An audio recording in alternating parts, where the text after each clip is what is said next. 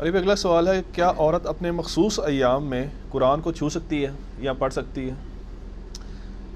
یہ بدقسمتی کے ساتھ یہ ایشو اس دور میں یعنی جو اٹھایا ہے نا، وہ اہل حدیث مکتبہ فکر کی طرف سے اس کو زیادہ مسئلہ بنایا گیا اس دور میں. وہ بھی پہلے کے اہل حدیثوں کی میں بات نہیں کرتا، اور نہ ہی میں آج کے بھی سارے اہل حدیثوں کی بات کرتا ہوں. شیخ زبیلی زئی رحمہ اللہ تعالی المتوفہ 1435 ہجری بمطابق 10 نومبر 2013 انہوں نے علمی و تحقیقی جو ان کے فتاوی ہے نا، فتاوی علمیہ، اس کی پہلی جلد کے اندر اس مسئلے کو ایڈریس کیا، لیکن ڈیٹیل سے نہیں کیا، بار تھوڑا بہت کیا ہے. وہ اتنا ہی کافی ہے کہ اہل حدیث کو ہی پتہ چل جائے کہ ان کے اندر بھی ایک بندہ ہے جو یہ چیز مانتا ہے کہ حیض والی عورت نہ قرآن پڑھ سکتی ہے نہ چھو سکتی ہے. یہ زیادہ مسئلہ اٹھایا ہے ڈاکٹر فرحت ہاشمی نے. اللہ تعالیٰ ان کے نیک کاموں کا ان کو اجر دے، اور بڑا کام کیا انہوں نے. میں یعنی پرسنلی ان کو ون وومن آرمی سمجھتا ہوں. اکیلی عورت نے اتنا کام کیا ہے کہ وہ ہزاروں مرد نہیں کر سکتے قرآن کی خدمت کے حوالے سے. لیکن بہرحال جہاں پہ غلطی ہے وہ ہماری مجبوری ہے، اور انہی چند ایک باتوں کی وجہ سے پھر دیوبند کے کچھ علماء نے بھی ان کے خلاف کتابیں بھی لکھی، گرفت بھی کی کہ یہ عورتوں کو جو ہے وہ اس طرف لگا رہی ہیں، یہ کر رہی ہیں، وہ کر رہی ہیں. تو اب اس میں صرف دیوبندی اہل حدیث اختلاف نہیں دیکھنا چاہیے، یہ دیکھنا چاہیے واقعی کوئی جینون بات کر رہا ہے. یہاں پہ بھی یعنی اہل حدیث بھی وہ دیکھتے ہیں کہ چونکہ فلاں دیوبندی ہے اس لیے انہوں نے ہمارے خلاف کلپ چڑھاتی ہے. ایسا نہیں ہونا چاہیے. جب آپ کو اپنے بندوں کی بات بتا دیتے ہیں تو آپ کہتے ہیں نہیں یہ ہے تو ہمارے، لیکن اس معاملے میں یہ تفرد ہے. اور کیا کریے یار، پھر یہی کر سکتے ہیں نا کہ تھوڑے اپنے مولوی تو گل دس دئیے اور دلائل بھی بتا دیں. تو یہ ڈاکٹر فرحت ہاشمی کا موقف غلط ہے، یا جن اہل حدیث علماء کا بھی ہے غلط ہے. حائضہ عورت نہ قرآن کو ہاتھ لگا سکتی ہے اور نہ چھو سکتی ہے جو اپنے وہ مخصوص ایام گزار رہی ہے. میں ظاہر ہے کہ اب وہ بٹوین دا ورڈز ہی گفتگو کر رہا ہوں گا، کیونکہ ہماری ویڈیوز جو ہیں وہ غیر شادی شدہ لوگوں نے بھی دیکھنی ہوتی ہیں، ہر طرح کے لوگوں نے. تو میں یعنی کوشش کرتا ہوں ذرا کنٹرول الفاظ کے ساتھ. ایک ہی میرا لیکچر ہے جو یعنی سیکس سے ریلیٹڈ ہے، مسئلہ 155، اس کے بھی 2 کلپ ہی ہیں. اس کے سٹارٹ میں بھی میں نے کہا تھا کہ یہ جو لیکچر ہے یہ عورتیں صرف عورتوں میں بیٹھ کے دیکھیں گی، مرد صرف مردوں میں. مرد و عورت کا جہاں پہ اختلاط ہو میرا وہ والا لیکچر نہ دیکھا جائے. اس کے علاوہ کوئی ایسا لیکچر نہیں ہے جو ایسا ہو کہ وہ مرد و عورت اکٹھے بیٹھیں اور وہ دیکھ نہ سکتے ہوں. اس کا میں ڈیکورم کا بھی خیال رکھتا ہوں، یعنی کنٹرول الفاظ کے ساتھ گفتگو کروں گا. تو عورتوں کے جو مخصوص ایام ہیں ان کے اندر نہ وہ قرآن پڑھ سکتی ہیں، نہ قرآن چھو سکتی ہیں، نہ نماز پڑھ سکتی ہیں، نہ روزہ رکھ سکتی ہیں. ایون روزہ افطار ہونے میں 1 منٹ بھی رہ جائے اور اس دوران بھی ان کے ساتھ وہ ان کا وقت شروع ہو جائے تو وہ روزہ ان کا اسی وقت ٹوٹ جائے گا، اس روزے کی قضا کرنی ہوگی. البتہ صحیح مسلم میں حدیث ہے، اما عائشہ رضی اللہ تعالیٰ عنہا وسلام اللہ علیہا کہتی ہیں کہ نبی صلی اللہ علیہ وآلہ وسلم ہمیں حالت حیض میں مخصوص ایام کے اندر چھوڑے ہوئے روزوں کی قضا کا حکم تو دیتے تھے، نمازوں کی قضا کا حکم نہیں دیتے تھے. یعنی وہ جو 7 دن ایوریج 7 ہوتے ہیں، بعض کے 10 بھی ہوتے ہیں، بعض کے 3 بھی ہوتے ہیں، وہ ہر ایک نے دیکھنا ہے. اس میں کوئی مخصوص صحیح روایتوں کے اندر کوئی ایسی چیز نہیں آئی کہ کوئی پیٹ ڈیز بتا دیے جائیں. وہ ہر عورت کی اپنی ایک عادت ہوتی ہے، اس عادت سے وہ خود کیلکولیٹ کر سکتی ہے. تو ان دنوں میں چھوڑی گئی نمازیں ان کی قضا کوئی نہیں ہے، اور جو روزے ہیں ان کی آپ نے قضا بعد میں دینی ہوگی. ٹھیک ہو گیا.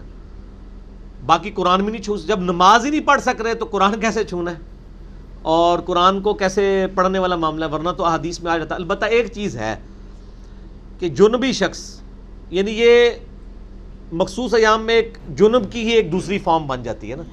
جنبی شخص ہو یا حائضہ عورت ہو، وہ اللہ کا ذکر کر سکتے ہیں. صحیح مسلم میں طہارت والے چیپٹر میں موجود ہے. اما عائشہ رضی اللہ تعالیٰ عنہ سے جب پوچھا گیا تو انہوں نے کہا کہ نبی علیہ السلام ہر حال میں اللہ کو یاد کرتے تھے، چاہے وہ جنبی بھی ہوں.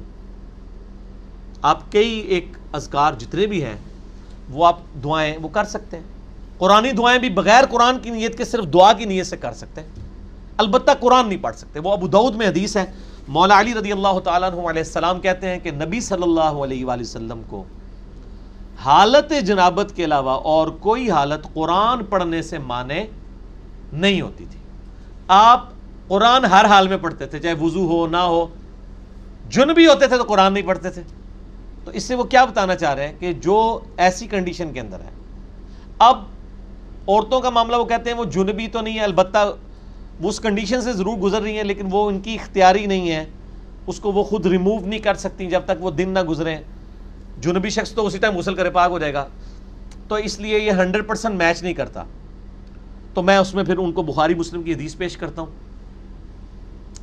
بلکہ میں یہاں پہ چاہوں گا کہ یہ جو مشکات المصابیح میں بار بار کہتا ہوں انسائکلوپیڈیا آف حدیث ہے, یعنی اہل سنت کی مین سٹریم کی ساری کتابیں, بخاری, مسلم, ابو داؤد, ترمذی, نسائی, ابن ماجہ, الموطا امام مالک, اس کے یعنی نوٹس ہیں 6294 احادیث ہیں, 6294, ریپیٹیشن نہیں ہے, لہٰذا یہ بخاری مسلم سے بھی زیادہ حدیث ہیں اس میں, کیونکہ ریپیٹیشن نہیں ہے.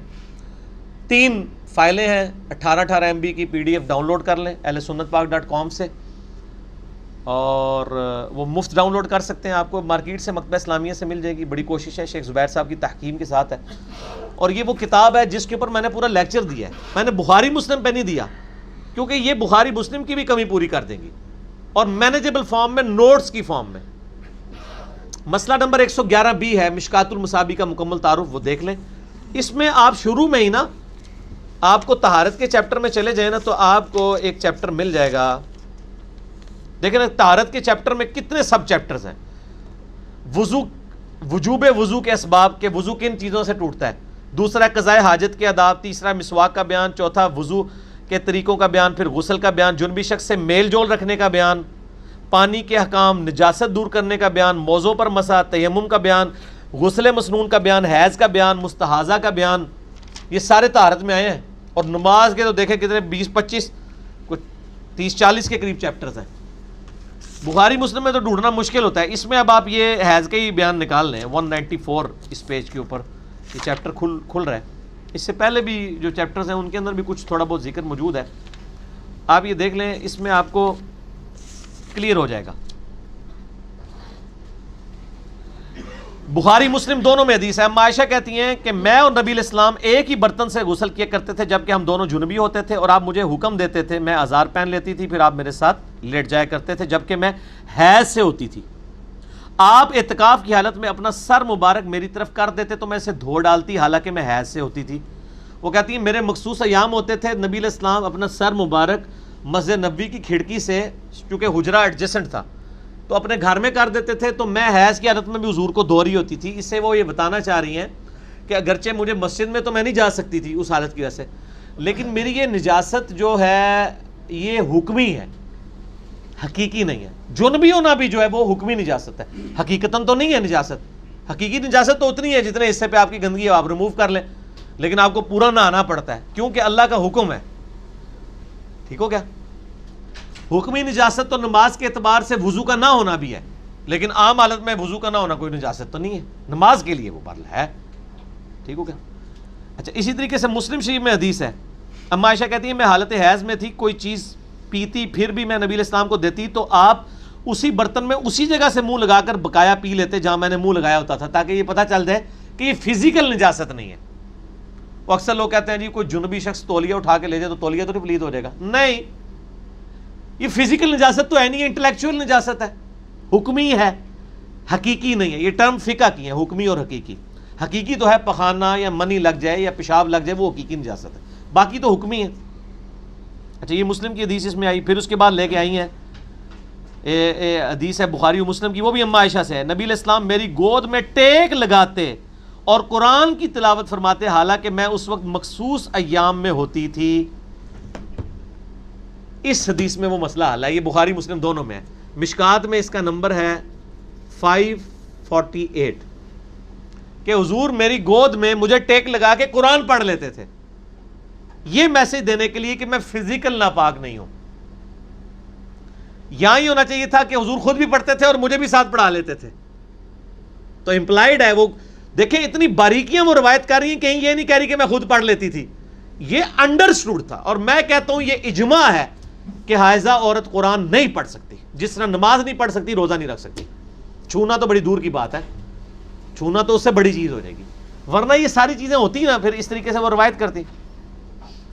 پھر مسلم شریف کی حدیث ہے, اما عائشہ کہتی ہیں نبی علیہ السلام نے مجھ سے فرمایا مجھے مسجد سے چٹائی پکڑا دو، یہ نزول مسجد میں تھے، وہ گھر تھی، میں نے عرض کیا میں حیض سے ہوں، آپ نے فرمایا حیض تیرے ہاتھوں میں تو نہیں ہے، یعنی یہ فزیکل نجاست نہیں ہے. اسی کو سپورٹنگ وہ بخاری مسلم کی حدیث ہے.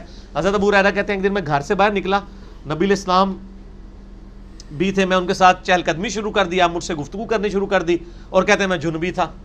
کہتے ہیں باتیں کرتے کرتے میں چپ کر کے پیچھے کھسکا چلا گیا، نبی علیہ السلام کو بتائے بغیر، غسل کیا، جلدی سے واپس آیا. نبی علیہ السلام نے فرمایا ابو ہریرہ کدھر تھا؟ یا رسول اللہ میں ناپاک تھا، پاک ہونے گیا تھا. آپ فرمایا مومن تو کبھی ناپاک نہیں ہوتا. اب وہ صحابی کہہ سکتے تھے یا رسول اللہ میں جنبی ہوں، اور آپ کہہ رہے ہیں جنبی ناپاک نہیں ہوتا. ان کو پتا تھا یہ فزیکل نجاست نہیں ہے، حکمی ہے. کوئی جنبی شخص نماز کے اعتبار سے ناپاک ہے، ویسے تو وہ پاک ہی ہے. اسی لیے تو غسل جنابت بخاری مسلم میں ہے، نبی علیہ السلام نے ڈیلے بھی کیا ہے. اگر وہ اتنی ناپاکی فوراً دور کرنا ضروری ہوتا. میرا یوٹیوب پہ کلپ ہے، کیا غسل جنابت کو ڈیلے کر سکتے ہیں، لیٹ کر سکتے ہیں. اما عائشہ کہتی ہیں کہ نبی علیہ السلام بعض اوقات رات کے آخری پہر بھی غسل کر لیا کرتے تھے. ٹھیک ہو گیا. ایک ہی غسل میں تمام بیویوں کے پاس بھی چلے جایا کرتے تھے. ٹھیک ہو گیا.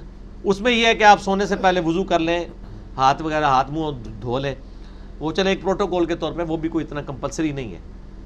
تو وہ یعنی یہ فزیکل نجاست نہیں ہے، لیکن حکمی نجاست ہے. نہ عورت قرآن پڑھ سکے گی. المصنف ابن ابی شیبہ میں آپ کو آثار بھی صحابہ اور تابعین کے مل جائیں گے اس حوالے سے. وہ ضرورت ہی نہیں ہے، احادیث بالکل واضح ہے اپنے مزاج کے اندر. اما عائشہ ورنہ یہ روایت کر دیتی تو قرآن کو وہ چھوئے گی بھی نہیں. اب وہ کہتے ہیں جی وہ ٹیچر ہوتی ہیں تو وہ قرآن انہوں نے پڑھانا ہوتا ہے. تو یار یہ قرآن جو پڑھائے جا رہے ہوتے ہیں مدرسوں میں، اگر مدرسوں والوں نے بھی دین کو فالو نہیں کرنا، لڑکیوں کے مدرسوں والوں نے، تو ساری ٹیچروں کو ایک وقت تو نہیں مخصوص ایام شروع ہوں گے، تو وہ بیمار بھی تو ہو جاتی ہے نا. 7 دن کے لیے وہ کم و بیش وہ دوسری ٹیچر اس کی جگہ آ جائے. اچھا پھر وہ کہتے ہیں جی وہ حافظ قرآن ہوگی تو وہ حفظ بھول جائے گی.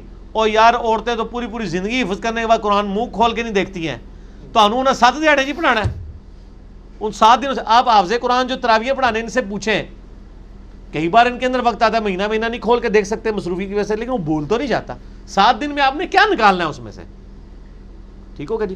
لہذا قطن یہ والا معاملہ نہ کریں. اور اس کی وجہ سے دیکھیں بڑا ایک فتنہ بھی کھڑا ہو رہا ہے، اور یعنی اہل حدیث جو ہے وہ اس کو پھر دوسرا رنگ بھی دے رہے ہیں. یہ شریعت کو آپ چینج کرنے کی کوشش نہ کریں.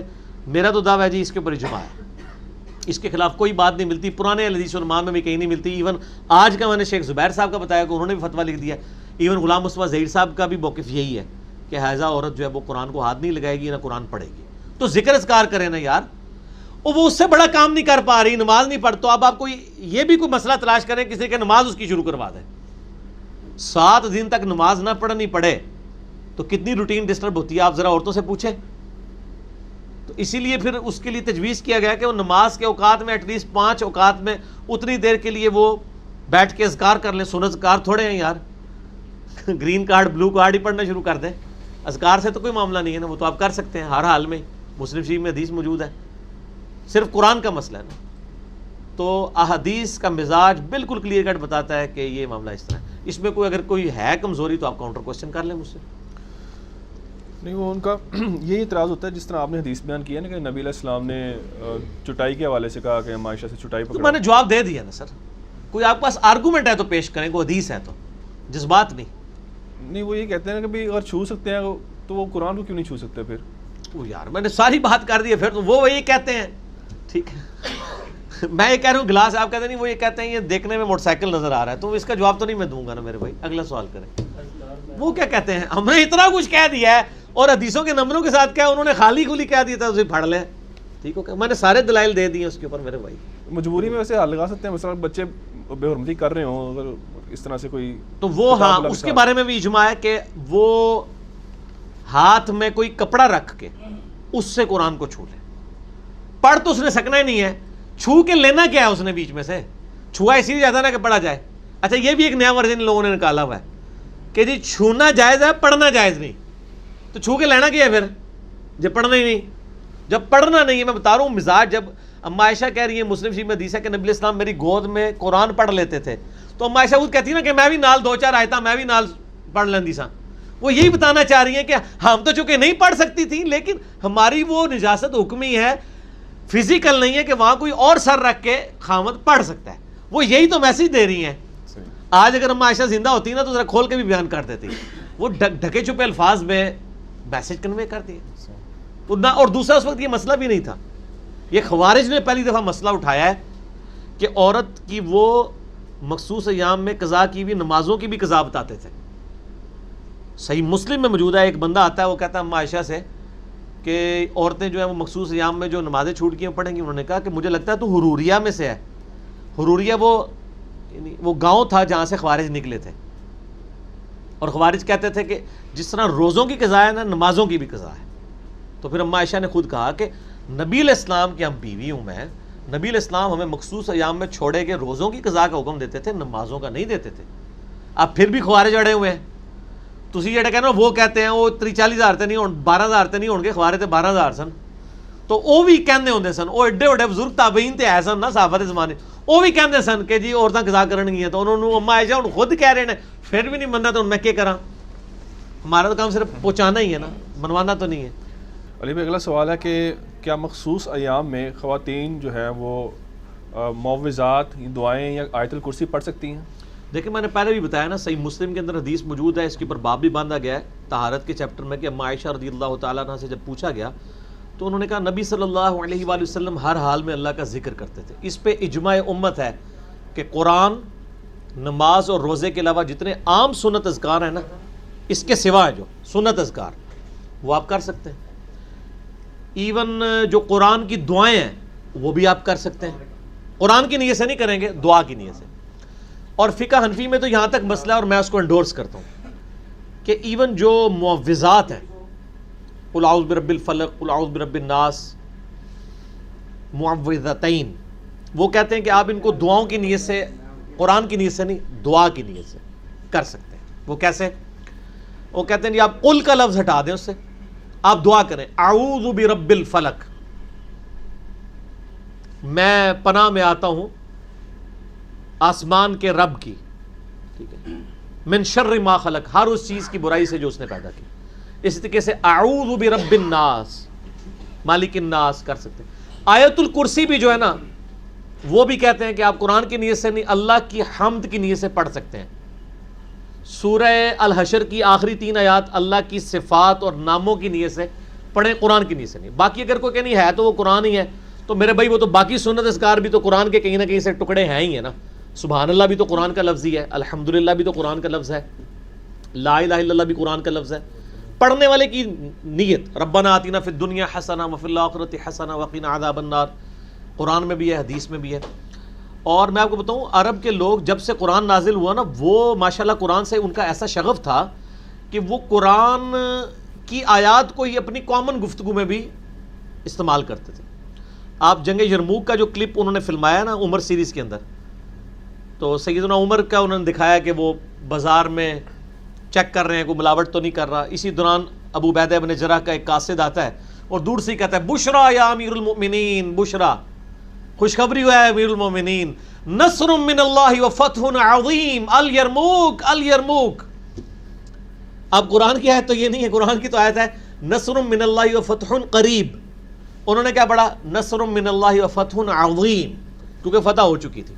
قرآن کے آپ الفاظ کامن زبان میں بھی استعمال کر سکتے ہیں, اپنے محاورتاً, عربی ابھی بھی کرتے ہیں, تھوڑا سا اس کو چینج کر کے نا تو اس کو یوز کر لیتے ہیں. ظاہر عربی کی ڈکشنری بک بھی ہے نا, یہ ایک ڈکشنری تو خیر بعد میں بنی ہے, قرآن کو دیکھ کے ڈکشنری بنائی گئی ہے. قرآن تو ڈکشنری سے سپیریئر ہے.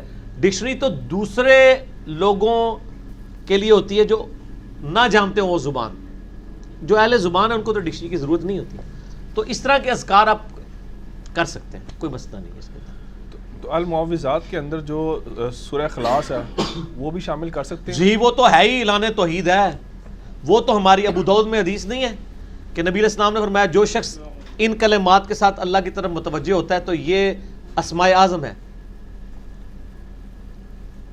اللہم انی اسألک بانک انت اللہ لا الہ الا انت الاحد الصمد الذی لم یلد ولم یولد ولم یکن لہ کفوا احد. تو یہ تو حدیث کے اندر بھی الفاظ آ گئے نا. تو قل کے بغیر پڑھ لینا اللہ احد اللہ الصمد. اچھا میں آپ سے پوچھتا ہوں, قرآن کو تو چھوڑیں, کیا جنبی شخص یہ کہہ سکتا ہے اللہ ایک ہے, وہ یکتا ہے, نہ اس کا کوئی باپ ہے, اور یہ تو ہمارا دن رات راگلا اپنا ہے، ہم نے یہ توحید کی دعوت ہے. ٹھیک ہو گیا.